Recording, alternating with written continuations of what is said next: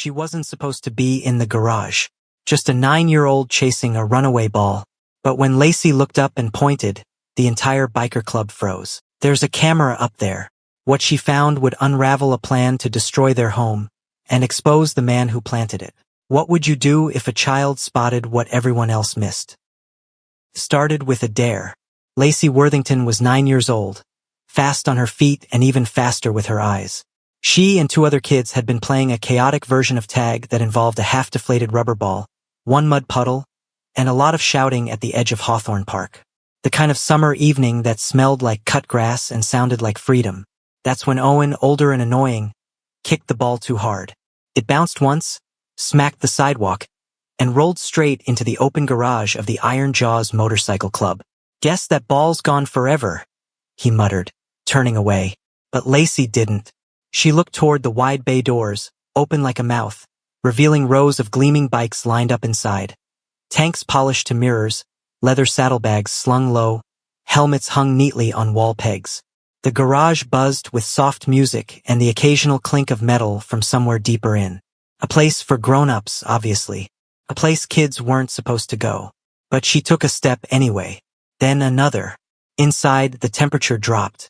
The smell shifted, motor oil, leather, coffee, and something faintly sweet. The kind of smell that stuck to denim and made people's voices drop an octave. No one stopped her. She found the ball nestled under a workbench and was about to leave when something above caught her eye. She tilted her head. Froze. A wooden ceiling beam stretched across the length of the garage. Dust clung to it like fur. But right above the office door, there was a patch that didn't match. A circle, slightly lighter, suspiciously clean. And nestled in the center of that patch was something small, round, and black. "There's a camera up there," she said aloud. 3 grown men in black leather vests turned at once.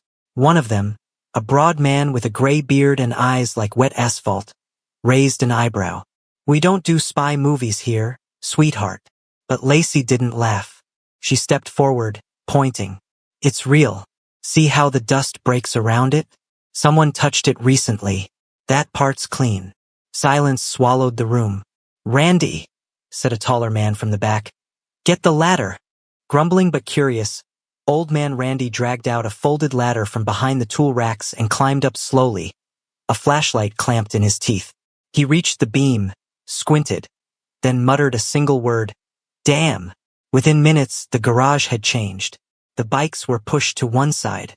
A workbench was cleared. Randy had removed the tiny black camera from its hiding place, no bigger than a quarter, with a wire spliced into the overhead power strip. But the shocking part wasn't the device itself. It was the light. "It's live," Randy said. "Red LED. Still transmitting." Dean McCrae, the club president, stepped into the room from his office. A tall man with sun-creased skin and hands like steel hooks. He took one look at the camera and said nothing, just stared. Then he turned to one of the younger bikers. "Get Gary." Within 20 minutes, Lacey's dad pulled up in his truck. Gary Worthington wasn't the kind of man who talked much. He'd done electrical work in nearly every building in town, some legal, some less so, but he knew his way around wires better than he did people. His hair was thinning, his shirt tucked in too tight, and he kept glancing at Lacey like he wasn't sure whether to scold her or thank her. He took one look at the device and frowned. "This isn't one of yours?" Dean asked. "Nope," Gary said, kneeling by the table. He gently cracked open the casing, revealing a miniature circuit board and a relay antenna tucked against the plastic shell. "This thing's not old. Probably installed in the last 2 weeks. Wireless transmission. Strong signal.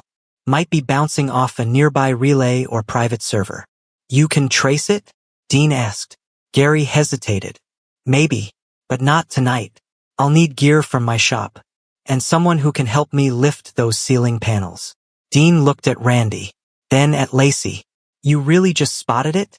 he asked. Lacey nodded. "The dust gave it away." He let out a low whistle, then smiled, a rare thing by the looks of it. "You got good eyes, Eagle Eye." She blinked. "Is that my name now?" "Sure is."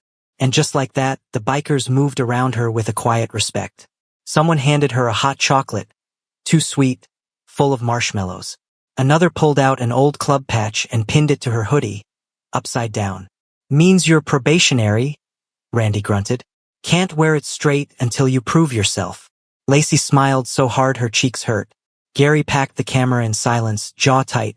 Not from anger, but from the weight of what it meant that his daughter saw what he hadn't. When Dean clapped a hand on his shoulder and asked, "You good to help us dig into this?"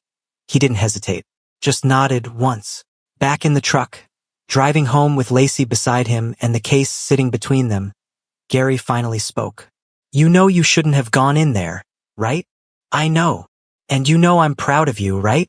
She turned, surprised. "Really?" He nodded. "You saw something no one else did. Doesn't matter how old you are. That counts." They sat in silence for a beat. Then Lacey whispered, "Dad, do you think someone's really trying to hurt them?" Gary stared at the road. "I don't know, honey. But if someone's watching, it means they're planning something." Behind them, in the garage now silent again, Dean stood alone by the empty beam, fingers brushing the dust. He remembered the face of someone from long ago, a kid who once helped him rebuild an engine with nothing but scrap and a dream, and he knew exactly where to start looking. The next morning, the air above Hawthorne Park shimmered with heat. Inside the Iron Jaws garage it was cooler but tense. Gary stood on a ladder, his sleeves rolled up, coaxing wires through the ceiling panel. He'd been there since sunrise, installing a sweep tool of his own design, a discreet handheld device meant to detect hidden frequencies and power leaks. Around him, bikers moved with unfamiliar precision. What started as a tight-knit brotherhood had turned into something closer to a task force. Dean watched from the corner, silent as always. "Got anything yet?" he finally asked. Gary exhaled and wiped his forehead. "Nothing new. No other cams inside. But I'm triangulating where that first one was sending data. Signal strength was high. It didn't need to go far." "Local?" Gary nodded. "Definitely." That's when Lacey walked in. She held a tablet under one arm, gripping it awkwardly like it was heavier than it was. Someone had made her a vest out of an old bandana stitched with the Iron Jaws logo. It didn't fit and the print was crooked, but she wore it like armor. "You guys use Duck Search?" she asked. Everyone stared. "What?" said Randy. "It's a search crawler. Doesn't store cookies. I read about it on a forum. I searched for weird signal reports online. Places where connections showed up but didn't belong there." She turned the screen toward Gary. "Right here, just east of the garage. That's where the signal bounced to." Gary blinked, then smiled faintly. That's good, Lace." Dean leaned over the tablet. "You sure this is accurate? Give me a ride and I'll show you." 5 minutes later, Lacey and Dean were cruising slowly down a back alley on his Softail. She sat stiffly behind him, gripping the makeshift tablet holster she'd fashioned out of a cereal box and duct tape. He parked outside the rust-stained storage facility just past the fence. Gary arrived a few minutes later in his truck, tools in tow. The three of them stood silently in front of the orange metal door, like they were staring at a locked tomb. Dean tapped on the roll-up with his knuckle. "I own this place," he muttered. "Not this unit, but the building. The club bought it 3 years ago. Some of the units are subleased. Randy handles the paperwork." "Can we get inside?" Gary asked. "Already called a locksmith. They didn't need one." Before Dean could say another word, the door rattled. A kid in a polo shirt stepped out, eyes wide, a clipboard clutched to his chest. He froze when he saw Dean and tried to pivot away. "Hold up," Dean said, stepping forward. The kid panicked and dropped the clipboard. Dean picked it up, thumbing through the paperwork. Storage Unit 14B. Rented under Iron Jaws Motorcycle Maintenance Fund. Authorized signature. A name no one recognized. He handed the form to Gary. "This is forged." "How can you tell?" Dean asked. "Because I built the database it references," Gary muttered. "This is a fake front.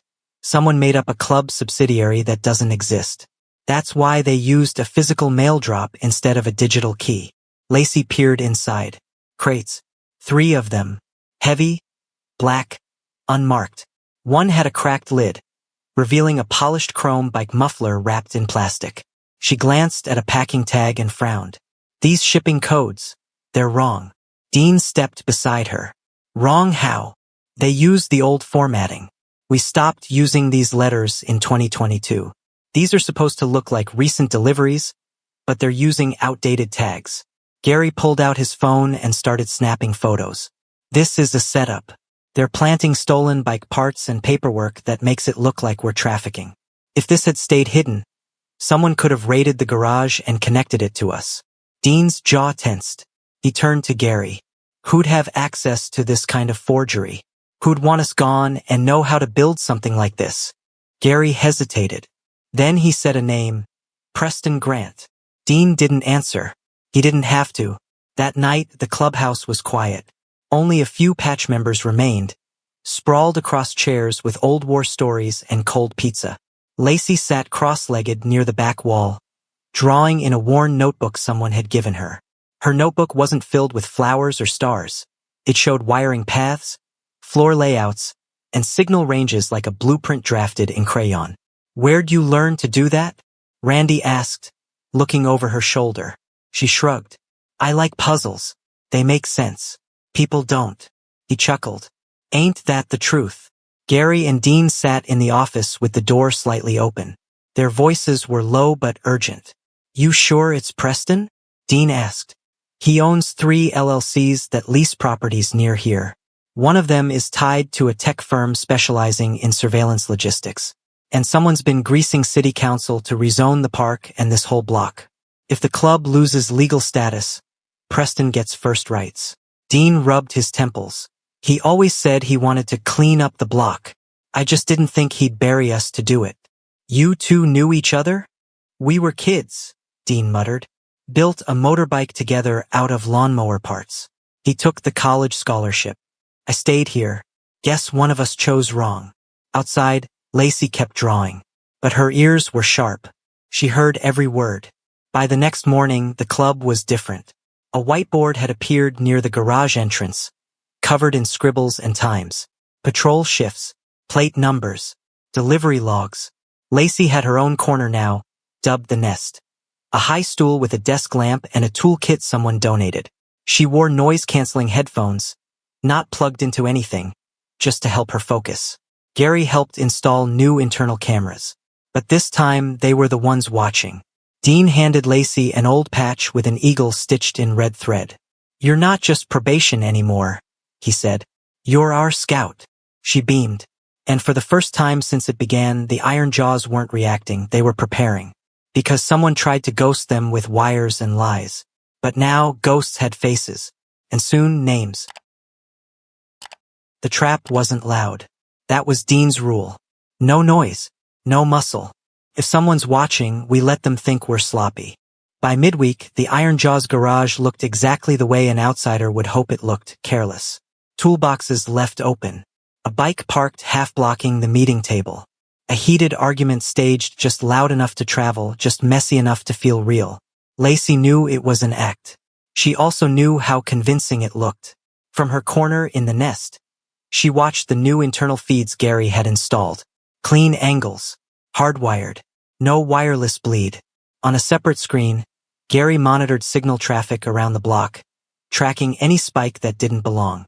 Soon after 3 p.m., one appeared. Gary leaned closer to his monitor. We've got activity.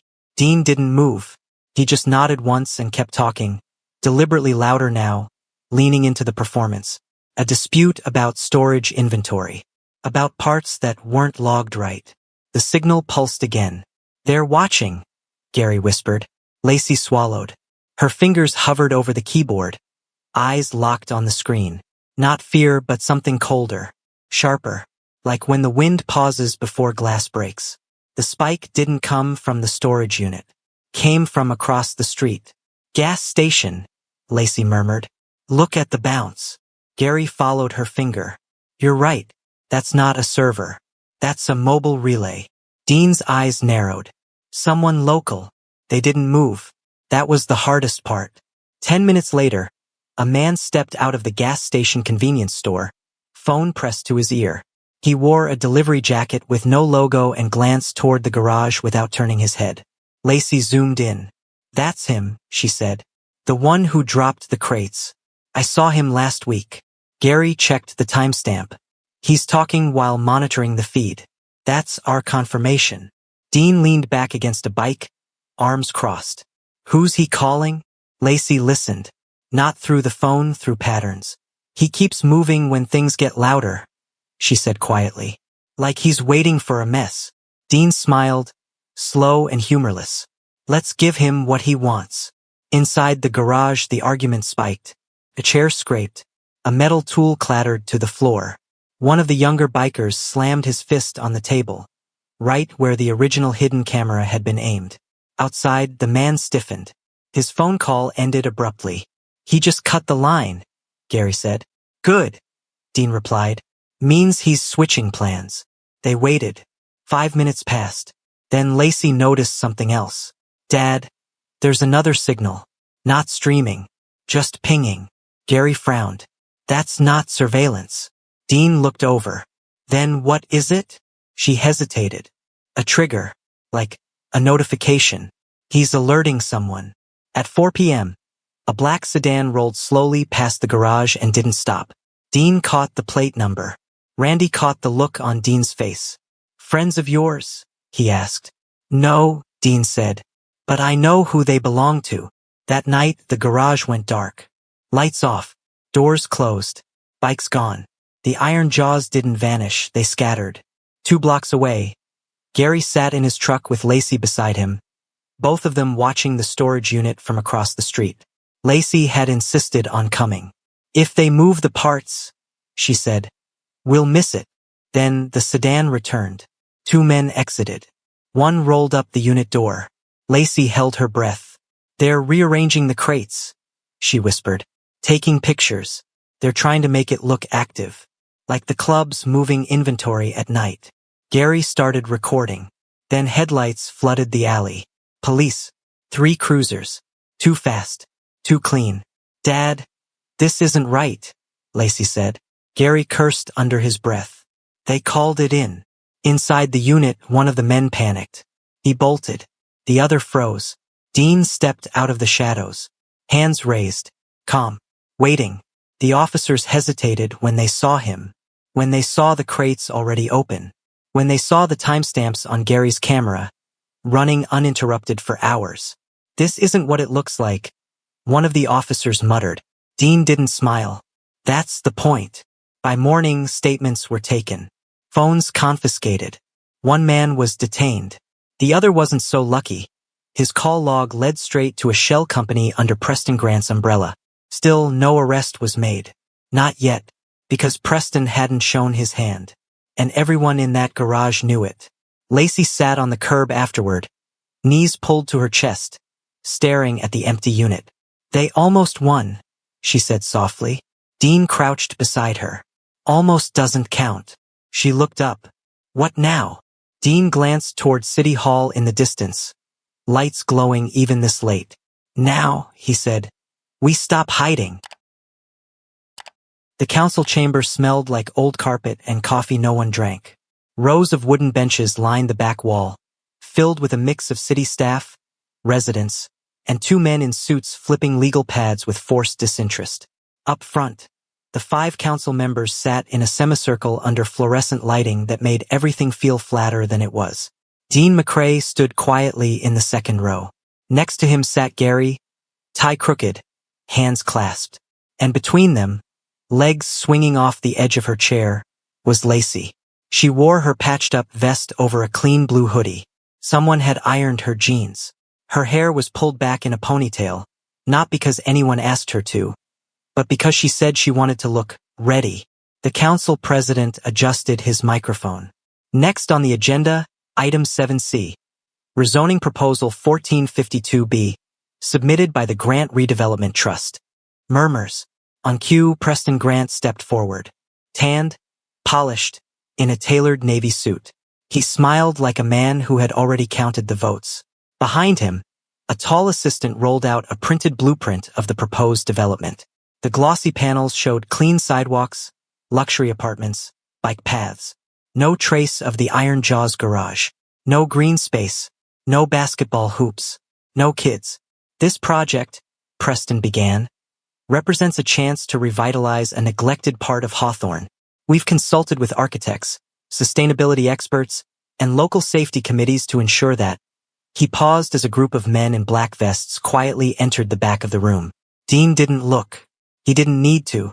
They weren't there to intimidate. They were there to witness. Lacey's fingers gripped the folder on her lap. Inside it were the photos, the timestamps, the signal trace map she'd helped Gary draw. Everything that mattered. The council president glanced at the audience. We've received a formal challenge to this proposal, claiming unlawful surveillance, falsified documentation, and attempted entrapment. A statement will be given. The room quieted. Dean stood. Then, to everyone's surprise, he didn't walk forward. He turned to Lacey. She looked up at him, eyes wide. "You sure?" he asked. She nodded. Gary squeezed her shoulder once. "Go ahead, kiddo." The microphone was taller than she was. A city worker helped lower it. Her voice, when it came, was small but steady. "My name is Lacey Worthington. I'm 9. I live on Lemon Street, and I play at Hawthorne Park almost every day. The one you're about to erase." A few chuckled softly, but she didn't pause. "Last week, I found a hidden camera in the Iron Jaws garage. It wasn't theirs. It was aimed at their table, and it was sending video to a signal point by the gas station. My dad helped trace it. The stream bounced through a server used by a company owned by Mr. Grant." Preston shifted. She opened her folder, held up a photograph, a zoomed-in shot of the camera's lens, circled in red. Then another, the tracking diagram. Then the forged storage rental agreement. She didn't stumble. "I like puzzles," she said, "and I know when things don't add up. These papers were made to look like the motorcycle club was doing something wrong. But I was there. I watched. They were being framed." The assistant tried to interrupt. "Councilman, this child's testimony is backed by digital evidence," Gary said, standing. "I can confirm the technical details. I've submitted the device's firmware history and a report from an independent analyst. The camera was active, transmitting, and intentionally placed." Dean rose now too. "We also have recorded footage of 2 individuals altering the scene. One of them was on Mr. Grant's payroll until yesterday." The room shifted. Preston's smile faltered. One council member leaned into her mic. "Do you have this footage?"